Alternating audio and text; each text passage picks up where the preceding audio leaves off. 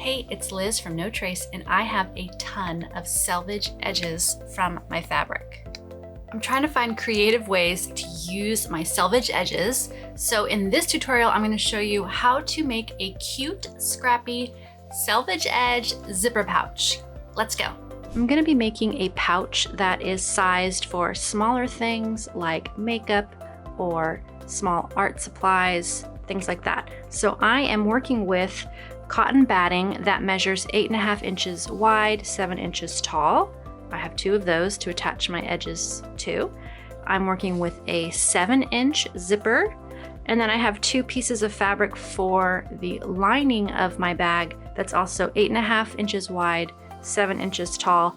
All of these numbers are in the description box below this video, so check that out.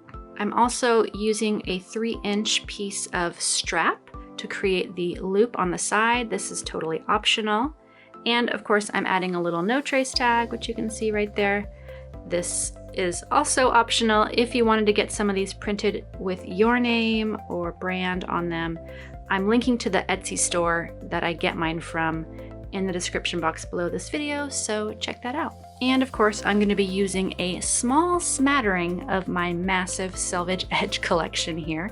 And since my cotton batting pieces are 8.5 inches wide, I'm going to be working with selvage edges that are at least 8.5 inches long.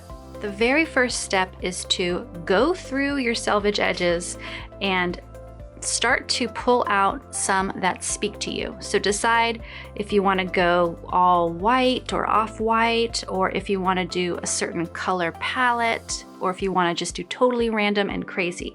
So I'm going to take a minute, sift through my massive pile, and pick a handful that I think will look nice together. So I'll be right back. Okay, I've picked my color scheme. I'm kind of going with some navy and darker blues for my bag. Next, I'm going to start sewing my selvage edges onto my cotton batting one at a time. Now you could definitely plan out how you want to join them. I'm going to kind of go randomly. I've already picked the color scheme that I'm okay with, so I'm just going to start sewing them on one at a time. All right, I'm over at my Juki, and I'm going to start with this selvage edge. I'm going to sew it on so that you can see the words here. And I'm just going to join it with about a 1/4 inch seam allowance from this edge. And then I'm going to go ahead and sew a couple of rows of stitches, maybe just one extra row of stitch on top.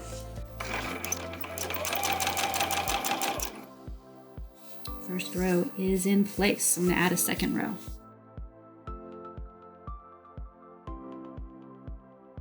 First edge is attached. I'm going to trim off the extra selvage edge and save it for future project. And then I'm going to pick out my next selvage edge. I'm going to go with this one, another birch fabric, and I'm going to sew it right sides together with a 1/4 inch seam allowance. And here we go. Once again, I'll trim off the extra from the sides. And then I'm just going to keep attaching more selvage edges onto this batting, and I'll be right back. Give me a minute. Okay, I finished one panel, and I went ahead and finished the second panel. I'm going to take a moment and just trim off any unevenness from each of my panels. I want it to still be 8.5 inches wide and 7 inches tall. So I'm just going to tidy it up, and I'll be right back. All right, I straightened out my panels, and now it's time to attach the panels and the inner fabric to the zipper. Let's start with one. Make sure you pick the right one to start with. Just kidding, there is no right one to start with. I'm putting the zipper right side down on top at the top edge of my outer panel, and then I'm clipping it in place with some simple office clips. I always use these because they are 100% metal. They can get recycled at the very end of their life. They're totally plastic free, and that's the way I try to sew when I can. Now I'm going to get my inner fabric and put it into the clips too. If your inner fabric has a print, you want the right side of your fabric facing the right side of your outer panel. I'm using a solid, so there is no right or wrong side. That's one of the perks of the solid families of fabrics. All right, to the machine. First thing to do at the machine is swap out my standard presser foot for a zipper foot. And that just lets me sew closer to that metal zipper. Oh yeah, I'm using a metal zipper because again, I try to avoid plastic. Now I'm going to sew along this top edge with about a 1/4 inch seam allowance. And I want to make sure to backstitch at the beginning and the end. When I get near the zipper pull, I'm going to make sure my needle is down. I'm going to lift my presser foot and I'm going to push the zipper pull to the back so that it doesn't mess up my seam with this last part of my bag. And then lower my presser foot and keep going. Okay, first seam is done, so we can flip it open and see one side of our bag taking shape here. So I'm going to repeat those same steps on the other side of the zipper.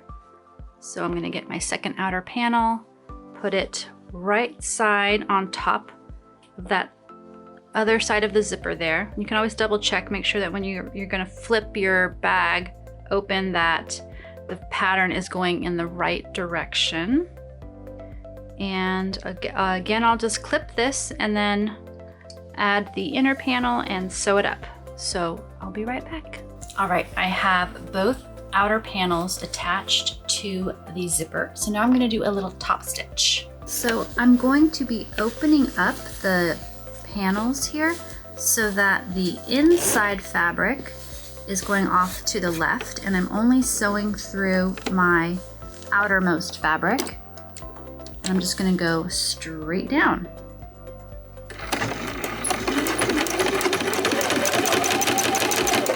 Before I forget, I do have a PDF sewing pattern for this zipper pouch and 2 other sizes. So the link to that is in the description box below this video. The next step is to bring the outer panels together and the inner panels together. And I'm going to stitch only along the bottom edge with a 1/2 inch seam allowance. I'll be right back. And you do want to leave an opening in the inner panels, which I forgot to do. Happens all the time. If you forget to leave an opening, just seam rip about a 3-inch opening right in the middle of your inner panels so that we can turn the whole bag right side out at the end. This bag is almost done. I am very excited. In order to give some depth at the base so that the bag can hold a little bit more stuff, I'm going to fold up the bottom edge 1.5 inches from the raw edge, and then I'm going to pin it in place. So I have a little fold that's 1.5 inches of fabric, and I'm going to use my clips because this is a little bit bulky. And same over here, I want it to be 1.5 inches of fabric like that. And I'm going to clip that in place, and then I'm going to do the same thing on the bottom edge. Okay, bag looks like this. It really doesn't matter which way you fold your flaps up, like which side you fold them towards. What we're going to do next is we're going to add the little loop and the tag in on the side, and I like to put them towards the back end of the zipper. So if you look at this finished bag, the loop and the tag are near the stopper at the back. So I am going to do that on this bag. I'm going to do first the loop, just folding it in half and putting it in between my layers. And actually I want to clip. Usually I clip the zipper first, get a little clip on there, then get the loop in there. And I'm going to clip my loop in place. And then I will get my tag, fold my tag over, and get my tag in place. All right, I know that's a lot of clips, but we are ready to sew. So I'm just gonna sew straight down from this folded edge to this folded edge with a 1/2 inch seam allowance. Then I'm gonna stop, come over to this side and sew straight down with a 1/2 inch seam allowance. So I'll be right back. Are you ready for the grand reveal? This is always my favorite part. I am just going to reach inside. Oh, I don't think I mentioned, but you want your zipper to be at least part way open on the inside so that you can turn your bag right side out. And then we can just bring the bag through the opening.